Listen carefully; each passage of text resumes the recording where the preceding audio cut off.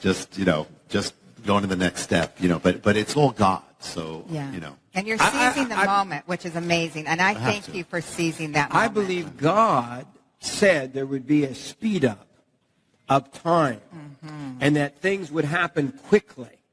And I believe you're right in the middle of it. God has called you to sound the trumpet, to warn America, to warn the world, and yet you're on a fast track. You're in, how many miles do you think you've flown? I've lost track of miles. I've lost track of everything. I go to the airport. I don't even know what plane I'm going. I don't have time to look at the plane until they last minute say, okay, what airline? I just go to the thing, and then I go to the next place. That's how it is. I don't have time to even think about it.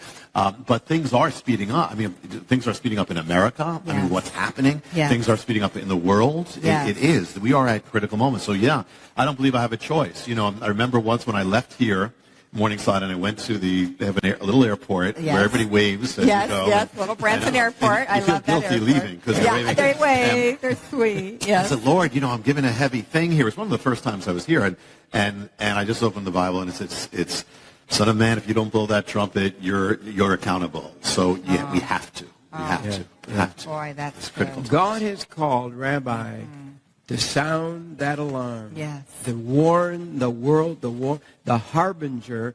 9/11. I knew after 9/11. I knew 9/11 wasn't, as you do, wasn't some ordinary event.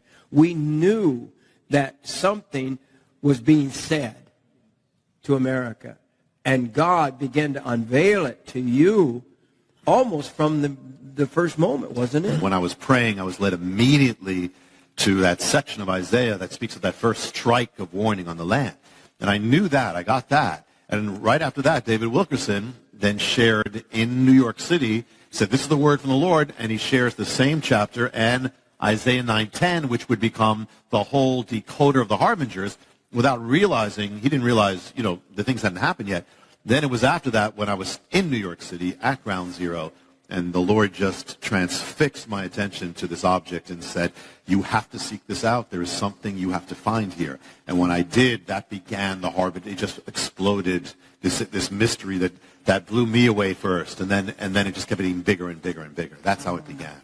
And now we keep seeing new chapters of the harbinger. This is not of me. It has a life of its own, to where I look at it and I get blown away. And when people tell me, and I don't believe it, they're telling me, but this is here. But things that are in the book have come true. Even there's a date in the book where the thing came true on the date afterwards. There's a foreshadow that the president fulfilled afterwards, inscribing those words on the tower, and then finding out that we were actually, the whole harbinger went forth on the very land of the man who owned Ground Zero in ancient time. He had two lands. The other was the land of our building. Your church. Our church, Beth Israel Jerusalem Center, is Center. on his homeland, is on the place where he lived. The keeper of Ground Zero, who dedicated it all to the Lord and the before sign America. is the name of the man. The sign of the coming on our the street. Ryerson is the name of the keeper of Ground Zero. And then if you go to Ground Zero, you find the other name. They go together, of that farm that was Ground Zero. I mean, it's the only land in the planet, the two lands that are linked together.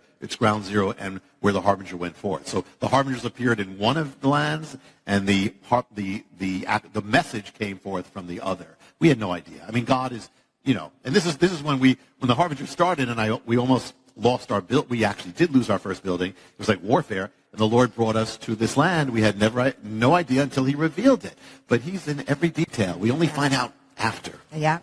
You were in dismay, brother, because you were losing your church building. Your church left the building with nothing. As soon as I started sharing the harbinger, all hell came against the ministry. Yeah. It was like the enemy wanted to stop that message before it became what it became. And so what happened is that the town and the landlord decided they're going to destroy our building.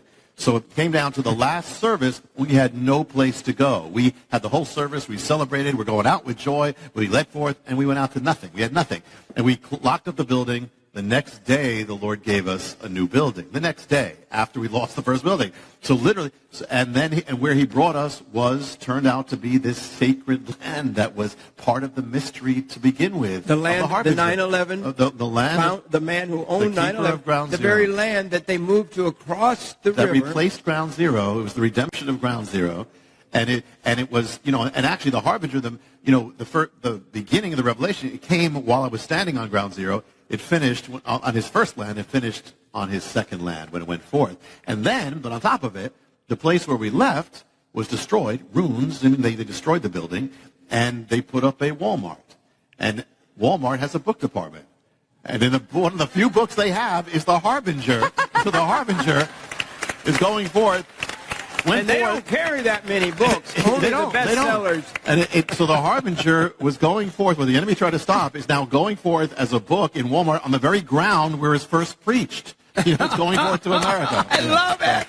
God always has the last word. Oh. He always And I don't even want to get to it yet, but I have, this is the new book. There it is. This is the new Harbinger. This is the new book. It is not on the presses at this moment as we're taping. And pretty amazing. It is secret manuscript. I have read it all, and I cry. The end of this book. My God. Yeah.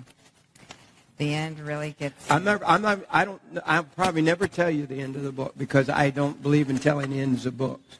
But I want to tell you, and this is the first mock-up. The rabbi has never seen it before until a few minutes ago, until he came on the stage. Literally a few minutes ago. They brought this out. This is not even a real book. This is what we call a dummy.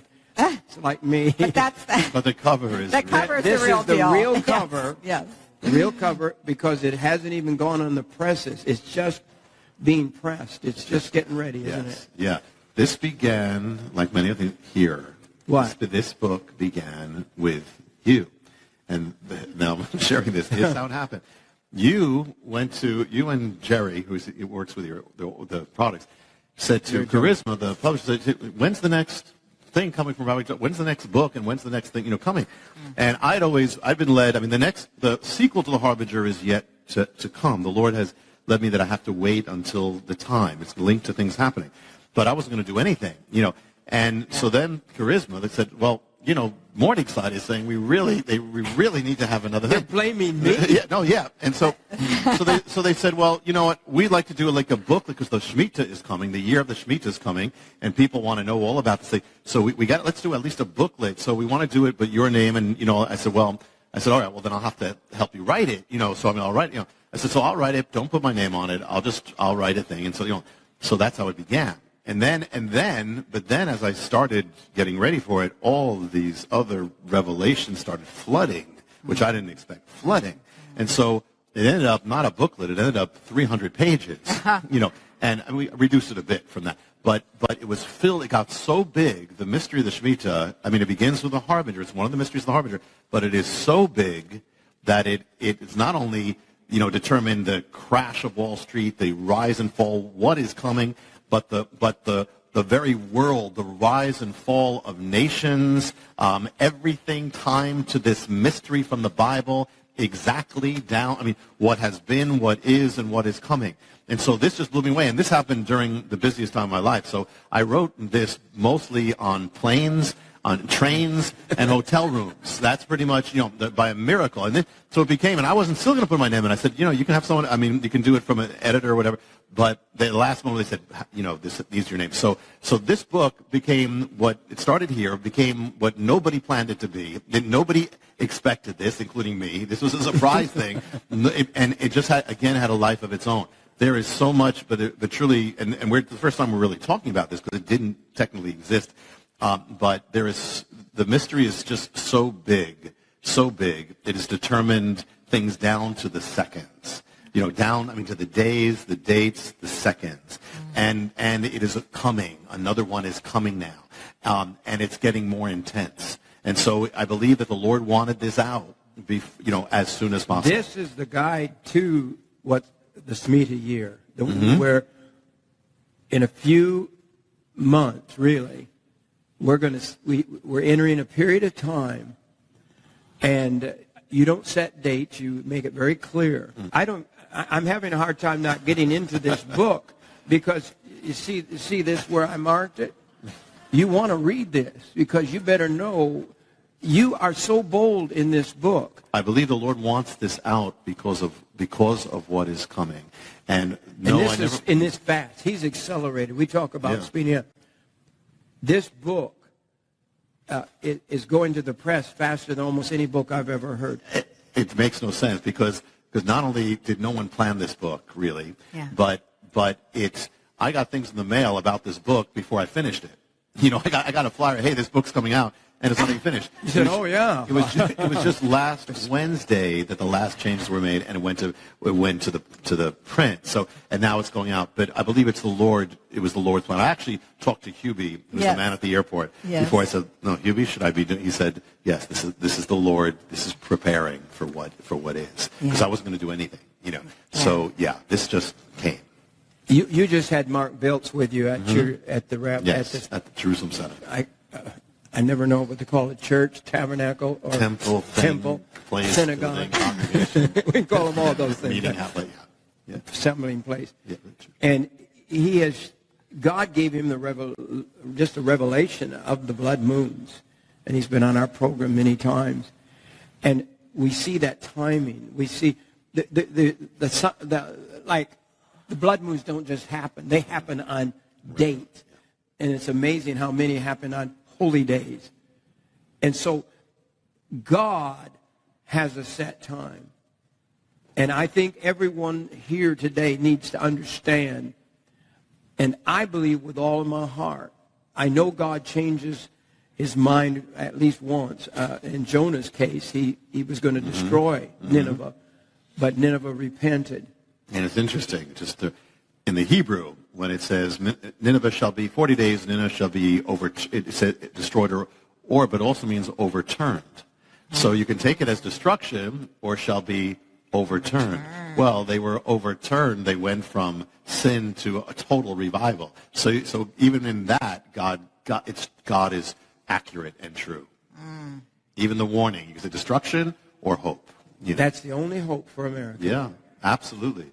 I believe, I've said this before, I've said this here, and I'm not talking about the timing, though they could be in a specific way, but a great shaking is coming, and it is for the purpose. It's because without shaking, this nation will not turn back, and the only hope is shaking. That's right. Shaking. We're going to talk in the next few days. We're so glad to have you back for a week or so. We are. New developments of the Harbinger. We're going to share that this week. We're going to share, God willing, we're booked to go with you to Israel. Yes. Woo! I can't believe Lori's never been to Israel. No, and we'll bring our cameras there. We'll originate program there. Yeah. It may be the coming of the Lord or something. I don't know. And if all hell breaks loose while we're there, I said no better place for the Lord to take us than straight from the Holy Land. I'm ready to go if that's what happens. I just have to ask you about Israel. Everybody's talking about the Psalms 83 war. We know which is coming. We don't know when. But could you give us an update, Rabbi? Yeah, well, you go to Israel occasionally. I do, and I'll be there before the tour too. I have to go back and forth, but I'll kind of a spiritual part of this, or the underside of it. First of all, I mean, just to keep always our perspective. Yeah. No matter who it is, no matter what their name is, no matter what the organization is, it's beyond them. This is the enemy. The enemy has tried to destroy the Jewish people for 4,000 years, 2,000, last 2,000, try to wipe them out in the 20th century. The names keep changing. Hamas, Saddam Hussein, Joseph Stalin, Hitler. It's not based on them. This is a fallen angelic being who is dealing with that enemy that Israel is dealing with, and that is trying to wipe them out because he knows what's coming. So he's trying to wipe them out. But interesting, we just talked before about that one-year Bible, and then the thing that was appointed for 9/11, which was the Harbinger scripture. But also in every one-year Bible, appointed is another verse, which is Psalm 55, which speaks about destruction. This was appointed for 9/11, and everyone speaks about destruction in the city. And the word that they use for destruction or violence in the city is a word that's an amazing word because it means something in Hebrew and it means something in Arabic. And that word, which means violence or destruction, is the word in the Bible is the word Hamas. Oh. It's the word in the Bible is the word Hamas. In Arabic, it means fanaticism and zeal. In Hebrew, it means destruction and violence. And actually, I'll tell you, it also means, listen to what Hamas means in the Bible. It means damage, cruelty, oppression, unrighteousness, wrongdoing, falsehood, and to act violently. And let me just listen to this, and this is just, by the way, I didn't plan this except that I was told that, you were talking about this. So upstairs last night, I just looked in the Bible. So let me just share what's here. In the Bible, what it says about Hamas. Listen, the word Hamas. Okay. Psalm 25. Consider my enemies, for they are many, and they hate me with a Hamas hatred. Psalm 74:20. Think about the tunnels with Hamas. Think about this. Yes. The dark places of the earth are full of the dwelling places of Hamas. Oh, my. Okay, 2 Samuel 22, you saved me from Hamas. Psalm 11, but the wicked and he who loves Hamas, the Lord's soul hates. Isaiah 53, Messiah. Listen to this, but it says he had done no Hamas. He's the opposite of Hamas. He had done no violence. Ezekiel 7, Hamas has risen up into a rod of wickedness. Ezekiel 7, the land is full of crimes of blood and the city is full of Hamas. And let me give you one more. There's more. Actually, just take your time. No, I want to write. This is incredible. This is Revelation. This is just last night. And the thing is that Obadiah speaks about Esau, the descendants of Esau. He says, it's your shame that you went against your brother Isaac. In other words, and many of the descendants of Esau are linked with these people, with many Arabic people, and they're wonderful. There are wonderful, God-loving Arabic people, but you have that as well. So it says that it's your shame that you went against Isaac. So listen to what it says here. It says this. It says, speaking about the descendants of Esau, for your Hamas against your brother Jacob, shame shall cover you. So it's talking about the descendants of Esau. It says your Hamas against them. And now listen to this, last one. This is a promise to Israel. Listen, Isaiah 60. For Hamas shall no more be heard in your land, nor the wasting of destruction in your borders. You'll call your walls salvation and your gates praise.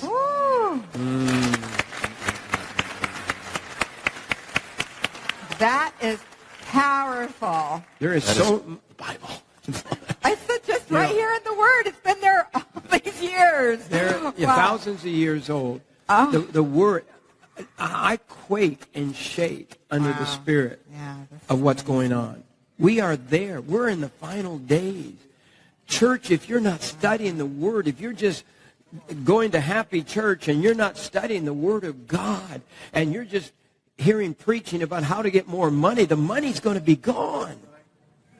All the people that are prophesying today that I trust are saying there's going to be a crash in America like we've never.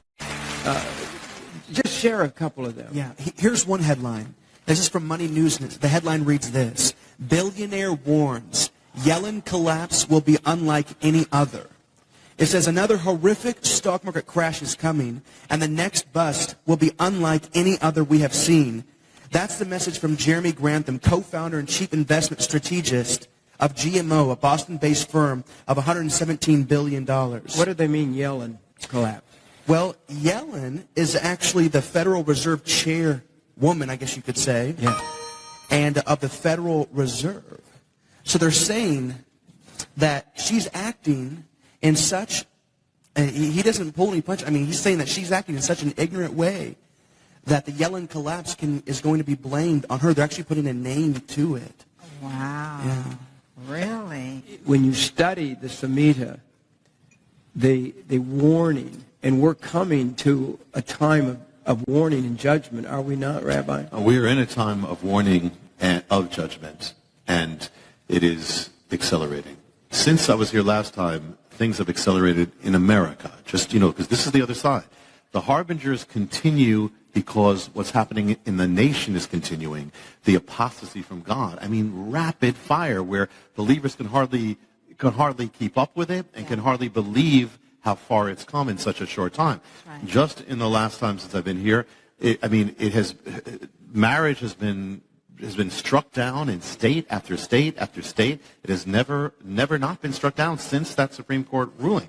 This was a tipping point. I believe, 2012 was a tipping point. It was the first time the president came against the biblical definition of marriage. It was the first time the majority did. And when you reach a tipping point, things accelerate. So things have accelerated since. You have the Supreme Court, you have this, and now, but it's getting to the point where, the Bible says, woe to those who call evil good and good evil. It goes together. So every time that evil is called good, there's another step of calling good evil and silencing believers. And ultimately, we are watching the beginnings of persecution in this land, where believers are made to be the villains, or always vilified, and where even the government is trying to force believers doing things like fund abortion, which never happened before, and to partake in what is immoral, or be punished. I mean, there was just a executive order that came out that ultimately the government will say, if you're a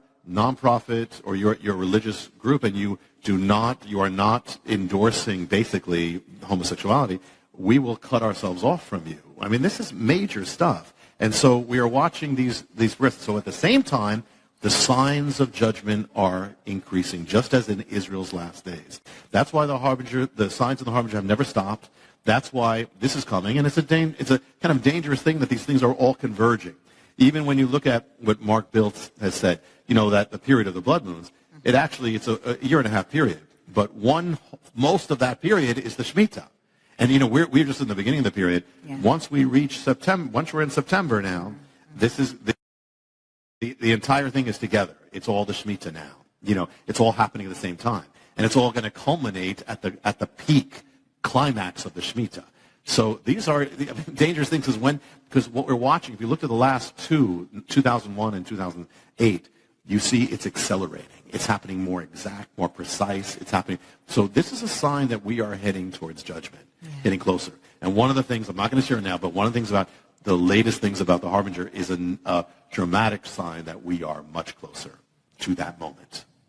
One of the things that's making me very, very upset and very nervous is people are predicting another Jewish Holocaust. I mean, just literally saying we're on the verge of a Holocaust. And in England, in France, they're marching in the streets. Isn't that right, Zach? That's exactly right. And it's really unfortunate. I was reading a recent article where it's almost becoming the new fad, that it's the cool thing to be anti-Israel. Oh. In France, they're marching by the thousands. In England, they're marching. But guess who's marching? Do you know who's marching? Who's in those marches? There are Muslim activists in there. That's right. Yeah. They're not just the run-of-the-mill people of France, the run-of-the-mill people. These are anti-Jewish people. I mean, this pretty much sums it up right here. This article is from the Washington Post, and it says, more clarity in Gaza. Here's the difference between us, explains the Israeli prime minister.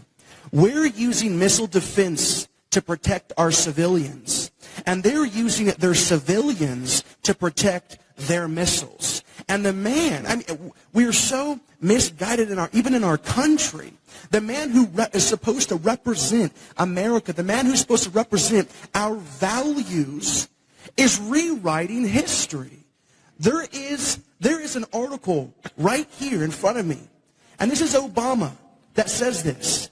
Muslims built the very fabric of our nation. Our president is trying to rewrite history. He's trying to guide it. Like Rabbi said, Isaiah 5:20, whenever they're calling good evil and evil good, this wasn't just simply an end-time prophetic scripture verse. What Isaiah was saying was that the worst possible thing that can happen to a society, the thing that is just at the bottom of the barrel, it gets no worse, is whenever a society starts calling the good things of God evil and the evil things good. Yeah. Mm-hmm. We were talking about the Psalms 83 war.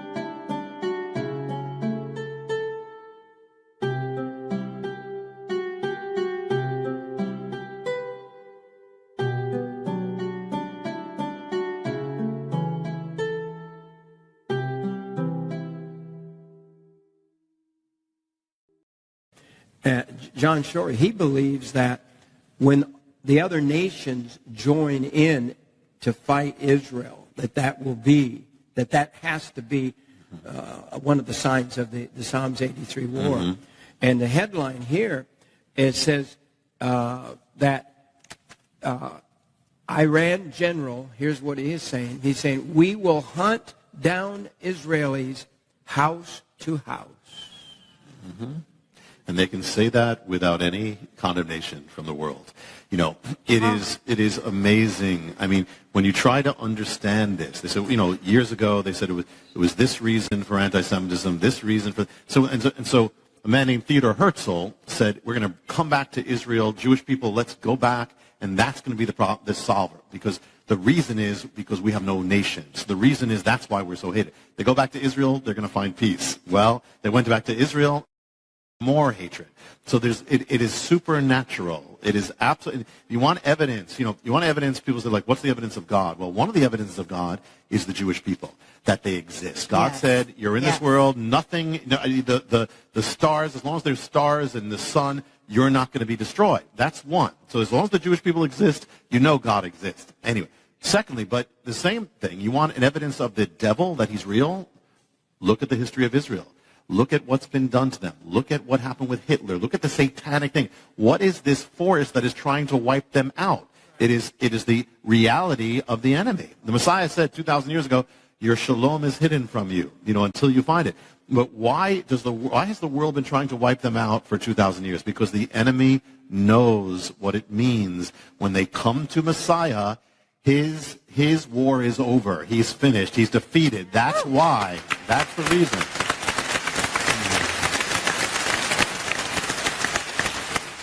It's amazing. There's warfare over Israel and Jerusalem. You go in the natural, Jerusalem, you got great cities. Jerusalem is a bunch of rocks, basically. It's in the natural, doesn't have anything that any major city has. It has nothing. And yet it's the most fought over city in the history of the world. The world has been trying to get, why?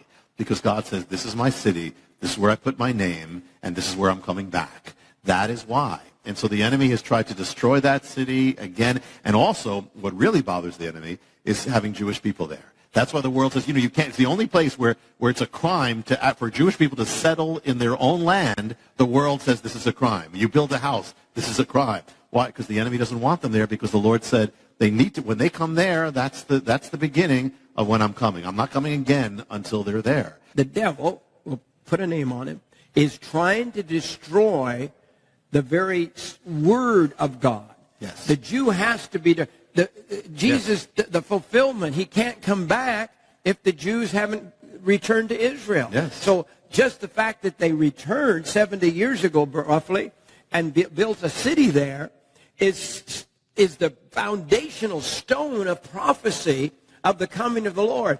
And now all of that is, I believe we're in that last generation. It's all happening. You can feel it, can't you? You know the King is coming. Yeah. You know the word. You wouldn't be in this room if you didn't know that. But most of the church is not even looking at what God's doing. They're looking at how to get more money in their pocket, which is the love of money is the root of all evil. How could we be moving into another gospel when Jesus is about to return? It's happening. I believe we only have a short, as John Shorey puts it, a window of the Lord's return. I really believe we are in the day. I don't see how it could be much longer.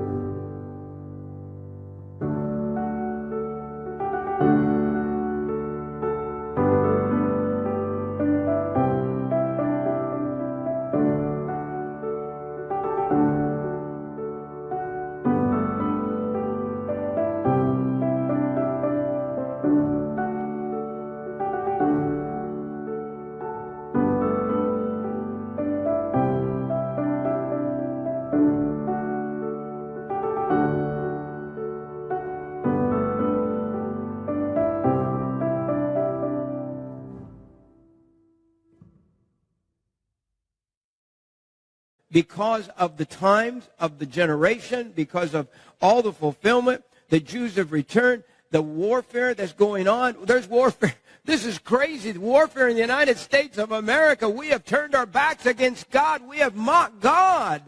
And God's not mocked. No. You have major things happening at once. You have America distancing itself from Israel in the last few years, number one. At the same time, America is rapidly turning against the ways of God, rapidly. And you wonder, how far could it go? Yeah. And how far will the Lord allow it? Yeah. So as you said, he is not mocked, and he warns before, his heart is mercy. He warns before he judges. He calls for that reason. And even then, he's long-suffering. He holds back. But finally there comes a point where it can't be held back anymore. But he warns his people. And what I found is around the country, I found that most believers, if you ask them, they sense it already. They would tell you, yes, we believe something is coming. That's I've never had that before. Where it's been that palpable that there is something coming here. America is in danger of judgment. Never before. So we are. Yes, this is what we knew about in days when we learned about prophecy. It's coming. We talked about persecution, but didn't have. Now it's coming. We talked about it's coming. So yes, and we have to be ready, which is one of the things that you guys do. The book, The Mystery of the Shemitah, will be out shortly. We'll announce it on the show. The first appearance will be here. We'll be here. And we have, it's The Mystery of the Shemitah. This is the mystery copy I have in my hand, kindergarten level. Would you explain that to us? Yeah, Shemitah speaks of that, the seventh year of the Bible that most people don't know. They know the Sabbath day, but it was a Sabbath year. Every seventh year, it was the Shemitah. The word can mean release. That's how people would know it. Remission or wiping away of debt. But the word also means the collapse, the fall, the shaking, or the overthrowing. So this thing is so filled, it has a whole prophetic realm, this Shemitah, that has not only affected the history of Israel, but has affected the history of America, will, and literally the nations, the world. This is not only America. This is the world. It has affected, it has determined world wars, global cataclysms. I cannot tell you just how big this thing is, but it is gigantic. And so this is really God's exact timepiece that is linked. It can be blessing or it turns to judgment. And that's what we're dealing with right now. And so it was a time when the land was to rest. Sabbath for the land. The land rests. Every seventh year you shall have a Sabbath. And there's no sowing, no reaping, no plowing, nothing. You let everything. There's no buying or selling of the fruits. It is a total Sabbath rest, which was to be a good thing initially.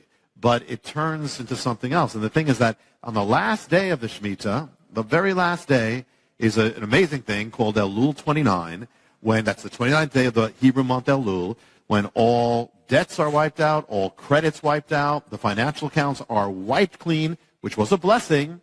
But when Israel turned away from God, this blessing turned into judgment, literally led to the wiping away of Jerusalem in the days of Jeremiah. It was all linked to the mystery of the Shemitah.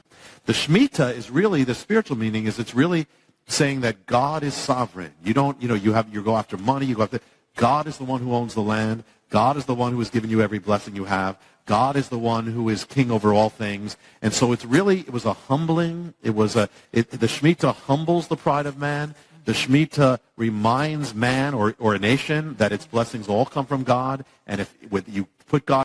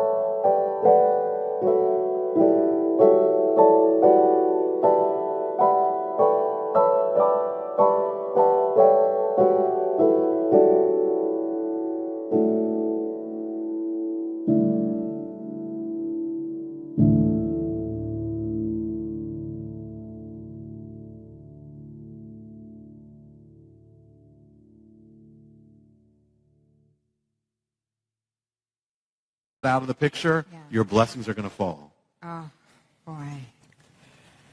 Could it be at work right now? I mean, it is at work in right America. Now. Yes, it is. That's the amazing thing. It is at work. It has affected. We're going to see as we get deeper. It's going to be. It has affected. It lies behind not only in the Harbinger. You read about really the most dramatic thing, the last things that happened, which was what happened in 2001 and 2008, which we'll touch on.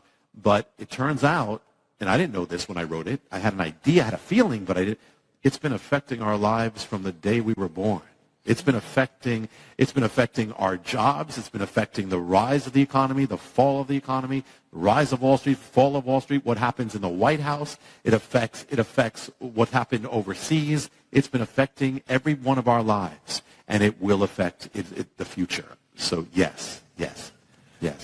Could you just, so people begin to understand, what are the signs of the Shemitah? How would it appear? Okay. It became like what to watch for, like kind of the fingerprints. I like keys. I like little points that people can remember. Yes. Because see what's going on, because we are there, people. We are there. And the more I study, and reading your new book is so overwhelming that,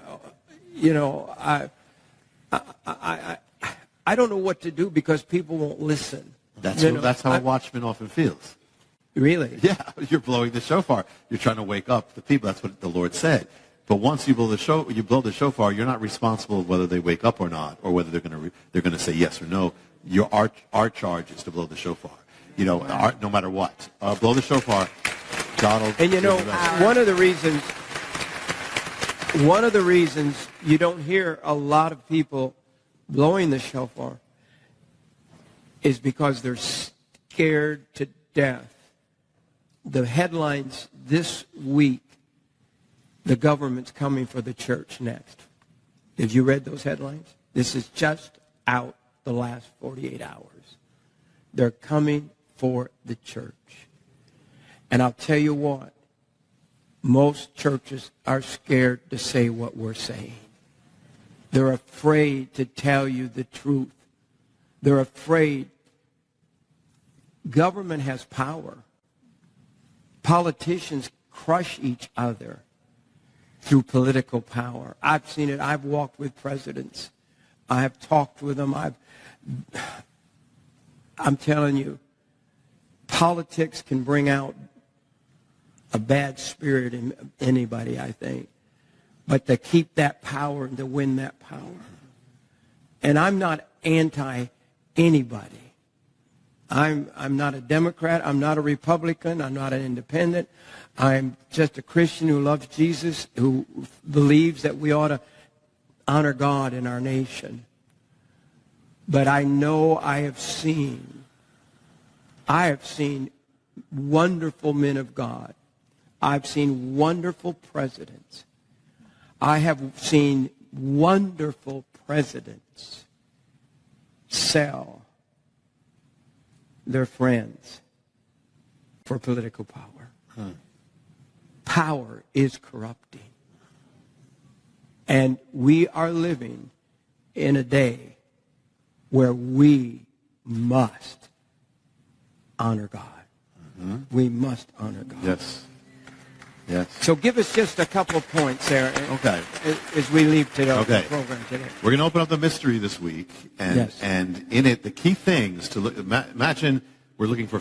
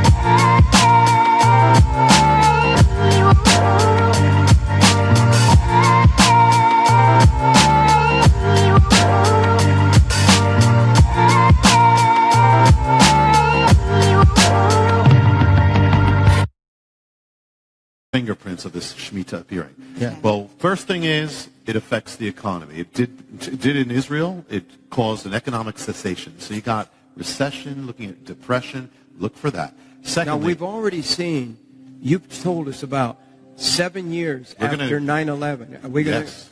I mean, we saw that crash. Then we saw 7 more years.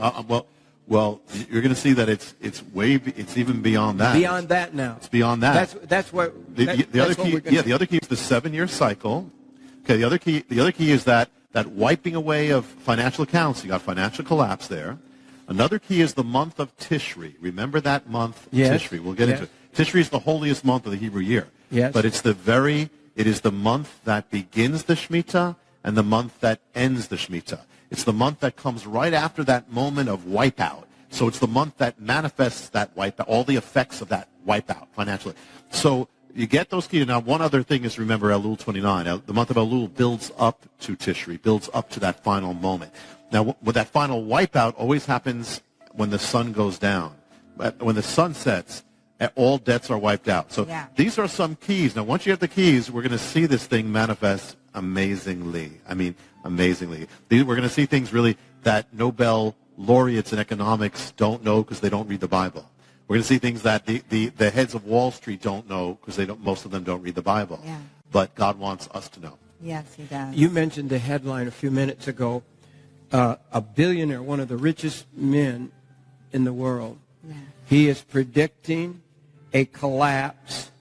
And here's what he says is coming, the financial collapse. He says it will be unlike any other.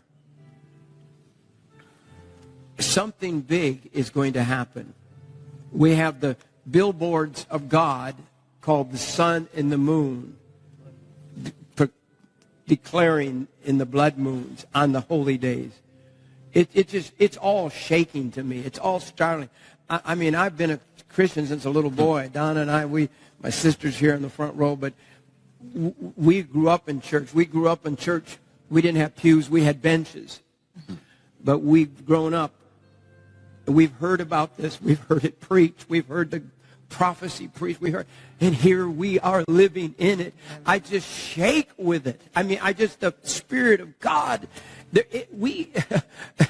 I was thinking about God last night, and it was like I had a dream of God or a vision or something of God, and that God was excited.